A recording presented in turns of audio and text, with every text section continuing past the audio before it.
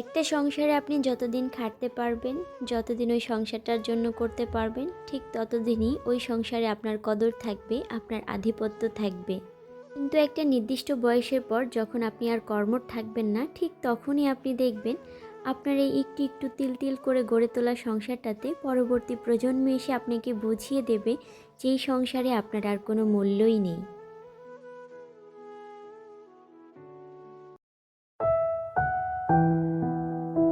আসসালামু আলাইকুম, রেহানাস ফ্যামিলি চ্যানেলে আপনাদের সবাইকে আরও একবার স্বাগত জানাচ্ছি। কাছে এবং দূরে, দেশ ও দেশের বাইরে থেকে আমার আজকের ভিডিওটি আপনারা যারা যারা দেখছেন, আশা করি আল্লাহর রহমতে আপনারা সবাই অনেক ভালো আছেন। আমরা আলহামদুলিল্লাহ অনেক ভালো আছি। আজকে গরুর মাংস রান্না করব, সেজন্য গরুর মাংসটাকে হাতে মাখিয়ে প্রেসার কুকারে বসিয়ে দেওয়া হয়েছে। সাথে আলাদা করে কিছুটা পরিমাণ বেরেস্তাও বানিয়ে দেওয়া হয়েছে। আমার কাছে বেরেস্তা দিলে মনে হয় কি এ ধরনের খাবারগুলো অনেক বেশি মজা লাগে। তারপর কিছুটা সবজি কেটে নিয়েছিলাম সবজি ভাজি করার জন্য, কারণ এই বছর এখন পর্যন্ত এভাবে সবজি ভাজিটা খাওয়াই হয়নি। ডাল দিয়ে খেয়েছি অনেকবার, ডাল দিয়ে একরকম টেস্ট, আবার যখন ডাল ছাড়া রান্না করি তখন কিন্তু আবার অন্যরকম টেস্ট লাগে। তো সেজন্য আজকে ভাবলাম যেহেতু গরুর মাংস রান্না করছি, সাথে এই সবজিটাও করে ফেলি। তবে আরও যদি অনেক রকম সবজি থাকতো তাহলে আমার কাছে মনে হতো কি সবজিটা আরও বেশি মজা লাগতো। মিষ্টি কুমড়া ছিল না, মিষ্টি কুমড়া দিলে না ওই যে একটু মিষ্টি মিষ্টি ভাব আসে, ওইটা কিন্তু খেতে আরও বেশি ভালো লাগে। আজকে আসলে সকাল থেকে রান্না করছিলাম, সেজন্য আজকে ভিডিওটা সেই সকালের রান্না বান্না থেকে শুরু করে পেঁয়াজ আর কাঁচামরিচটাকে আমি ভালো করে ভেজে দিয়ে সকালে নাস্তাটা করে নিয়েছিলাম। এটার মধ্যে এখন আমি সবজিগুলো এখানে দিয়ে নিচ্ছি। সবজি ভাজির জন্য আমি এখানে কিছুটা পরিমাণ লবণ আর হলুদটা ব্যবহার করব, এছাড়া আর কিছুই দিব না। কারণ যখন ভাজি করি কোনো কিছু তখন কিন্তু এগুলোর চেয়ে এর বেশি কিছু প্রয়োজন হয় না। কারণ বেশি কোনো মশলাপাতি দিলে দেখা যাবে যে সবজিটা আর সবজি হবে না, অন্য কিছু হয়ে যাবে। আমার একবার মনে আছে আমি যখন করলা ভাজি প্রথমবার করেছিলাম, মানে ওইটার মধ্যে ভুলে মরিচের গুঁড়া দিয়ে দিয়েছিলাম।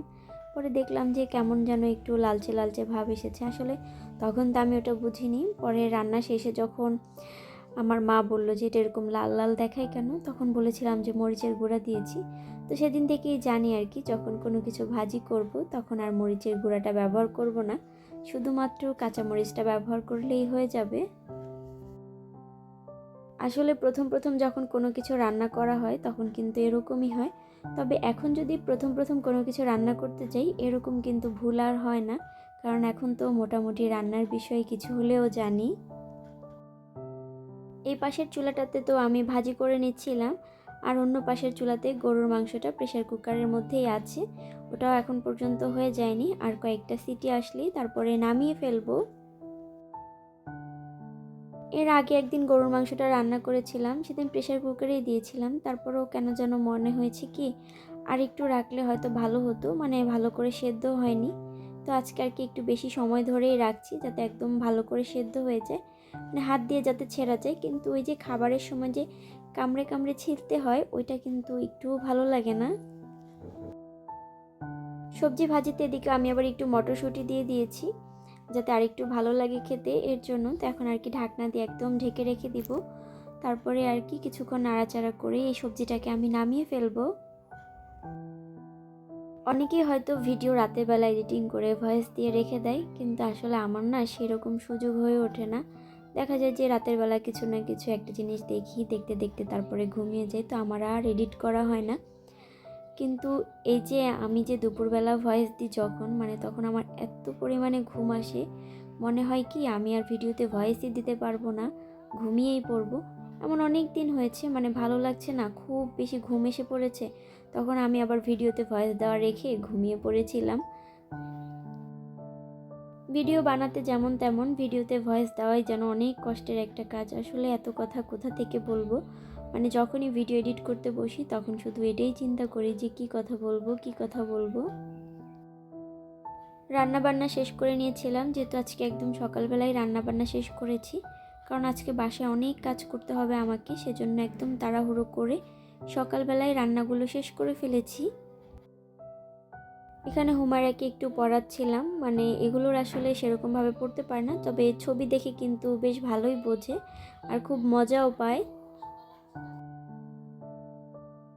পড়াটা শেষ করতে না করতেই আজকে আবার সে একদম ঘরটাকে পুরো ক্লিন করেছে। মানে তার ঘর ক্লিন করা দেখলেও আপনাদের মানে কি বলবো, হাসি আসবে। এই যে এখানে পরিষ্কার করছে আর আমাকে বারবার বলছে, যাও তুমি যাও তুমি যাও, মানে আমাকে চলেই যেতে বলছে। সে একা নিজে সব কিছু গুছাবে। সব জায়গার ধুলাবালি আজকে পরিষ্কার করে একদম সাফ সাফাই করে ফেলবে, কোথাও যেন আর কোনো ধুলাবালি না থাকে। তার দাদার রুমটা পরিষ্কার করা হয়ে যাওয়ার পরে আবার এসেছে আমাদের রুমটা পরিষ্কার করার জন্য, কিন্তু দুর্ভাগ্যক্রমে সে আবার এখান থেকে পড়ে গিয়েছে। পরে ব্যথাও পেয়েছিল, ব্যথা পেয়েছে তাতে আর কি তার কোনো মানে হুঁশ নেই, সে তার মতোই আছে। আজকে একদম সব কিছু মুছে ফেলবে। আজকে আমি আবার আমার যে আলমারিটা আছে সেটা পরিষ্কার করেছি, কারণ আলমারির ভিতরে অনেক বেশি ফাঙ্গাস জমে গিয়েছে। যেহেতু এখন ঠান্ডা, তারপরে দেখা যায় যে এই টাইপের যে কাঠগুলো আছে এগুলোর ভিতরের যে অংশটাতে ভালো করে বার্নিশ করা না হয় সেই অংশটাতে দেখা যায় যে মানে ফাঙ্গাস পড়ে যায়। তো একবার হচ্ছে একটা ড্রয়ারের মধ্যে নারকেল তেল দিয়ে দেখেছিলাম যে এটার মধ্যে আর পড়ে কিনা, পরে দেখলাম যে অনেক দিন হয়ে গেছে, মানে মাসের মতো, এখন আর পড়ছে না। তাই ভাবলাম যে পুরোটাতে এভাবে দেব।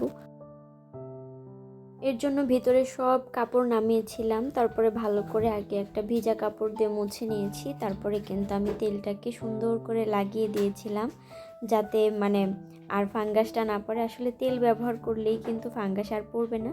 সেটা আপনি চাইলে যে কোনো ধরনেরই তেল ব্যবহার করতে পারেন। আমার কাছে মনে হয় কি যে কোনো ধরনের তেল ব্যবহার করলে আর ফাঙ্গাস পড়বে না।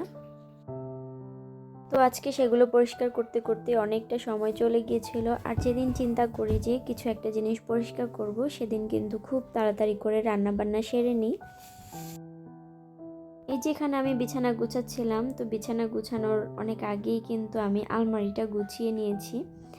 তো আর কি এখন এটাই ছিল শেষ কাজ, তো এগুলোই করে নিচ্ছিলাম, কিন্তু ওর জন্য আসলে ঠিক করে করতে পারছিলাম না, মানে ও নিজেই করবে সব কিছু।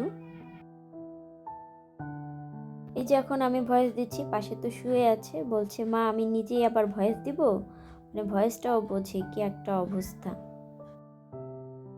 আবার এই যে কাজকর্ম করছে আর বলছে আমার গলাটা অনেক শুকিয়ে গিয়েছে, মানে দৌড়াদৌড়ি করতে করতে ওর অবস্থা আসলে খারাপ হয়ে গিয়েছে। একবার এই রুমে আরেকবার ওই রুমে, এই রুমটা শেষ করে আবার সে তার ফুপুর রুমে গিয়েছে ওইটাকে গুছিয়ে দেওয়ার জন্য। আজকে পুরো বাসাটাই খুব সুন্দর করে পরিষ্কার করেছে। যদি তাকে একবার বলি যে একটু কাজ করো, সে একদম মনে হয় টানা 1 ঘন্টা পর্যন্ত কাজ করতেই থাকবে, কোথাও কোনো কিছু রাখবে না। গতকালকের একটা কথা শেয়ার করি। ওর বাবা যখন অফিসে যাচ্ছিল তখন কিন্তু ঘর গোছানো শুরু করে দিয়েছে। তো উনি হচ্ছে আর কি মানি ব্যাগটাকে টেবিলের উপরে রেখেছে। তো ও গুছাতে গুছাতে ওর অবস্থাটা এমন হয়েছে যে ওই মানি ব্যাগটাকে টেবিলের একদম নিচে রেখে দিয়েছে। পরে ওইটার কথা তো আর ওনার মনে নেই, উনি একদম অফিসের পথে বের হয়ে গিয়েছে। রিক্সায় উঠে হয়তো মানে টাকা চেক করছিল বা দিবে কিছু একটা, তখন দেখে যে মানি ব্যাগ নেই। সাথে সাথেই আমাকে ফোন দিয়ে জিজ্ঞেস করলো যে বাসায় কি রেখে গিয়েছে নাকি বাইরে পড়ে গেল। পরে আমি অনেকক্ষণ খুঁজলাম, মানে কোথাও পাচ্ছিলাম না। পরে টেবিলের নিচের দিকে চোখ গেল, গিয়ে দেখি যে ওইখানে মানি ব্যাগটা রয়েছে। তো বুঝেছিলাম যে এটা ওরই কাজ, যেহেতু এতক্ষণ ও এগুলো গুছাচ্ছিল, তার মানে ওই এটা করেছে। পরে কি আর করার, যাই হোক। পরে বাসায় আসার পরে আর কি মানে ওর এই ব্যাপারটা নিয়ে অনেক হাসাহাসি করছিল যে গুছাতে গুছাতে মানি ব্যাগটাকেও নিচে রেখে দিয়েছে। আর এই তো এখানে কিছু বাজার নিয়ে আসা হয়েছিল, সেগুলো কি এখন গুছিয়ে রাখছিলাম। আমরা যখন বাজার করি তখন কিন্তু একসাথে অনেকগুলো জিনিস বাজার করি, কারণ একসাথে অনেকগুলো জিনিস বাজার করলে একটা লাভ আছে, বারবার বাজারে যেতে হয় না, গাড়ি ভাড়া আর খরচ করতে হয় না। আসলে এভাবেই তো সংসারের খরচ বাঁচাতে হয়। একসাথে অনেকগুলো জিনিস নিয়ে আসলে একটু নিশ্চিন্তেও থাকা যায়, কারণ না হলে দেখা যায় যে চিন্তা লাগে এটা শেষ ওইটা শেষ, কবে যে আনা হবে। এর জন্য আর কি একসাথে অনেকগুলো জিনিস নিয়ে আসলেই ভালো হয়। বাজারে গিয়ে তো বাজার করতে খুব ভালোই লাগে, কিন্তু বাসায় আনার পর এগুলোকে গোছানোর যে কাজটা, এটা আসলেই বিরক্তিকর। ওই সময় আর মনে চায় না যে এগুলোকে গুছিয়ে রাখি, তো তখন তো আর রাখা হয় না। দেখা যায় যে পরবর্তী সময়ে যখন হাতে একটু সময় থাকে তখন রিল্যাক্স করে তখন আর কি সব কিছু সুন্দর করে গুছিয়ে পরিপাটি করে রাখা হয়। আজকে আসলে শুকনা খাবার অনেক কিছু নিয়ে আসা হয়েছে হুমায়রার জন্য। হুমায়রা এই খাবারগুলো খেতে অনেক বেশি পছন্দ করে, মানে সারাক্ষণ দেখা যায় যে এই খাবারগুলোর উপরেই থাকে, ভাত তো তেমন একটা খেতেই চায় না। তো ওর জন্যই আসলে যে শুকনো খাবারগুলো আছে এগুলো অনেক বেশি করে আনা হয়। আজকের ভিডিওটা এখানেই শেষ করছি। পরবর্তী দিনে একটা নতুন ভিডিও নিয়ে আপনাদের সাথে অবশ্যই দেখা হবে। সে পর্যন্ত ভালো থাকবেন। আল্লাহ হাফেজ।